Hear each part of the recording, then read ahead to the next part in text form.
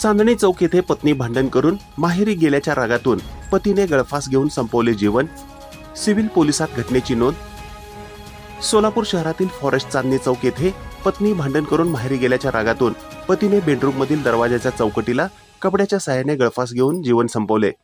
अल्ताफ चांद शेख, वय वर्ष 27, राहणार फॉरेस्ट चांदणी चौक, सोलापूर असे मयत पतीचे नाव आहे. ही घटना बुधवार दिनांक 18 डिसेंबर 2024 रोजी पहाटे 2:30 वाजण्याच्या सुमारास घडली.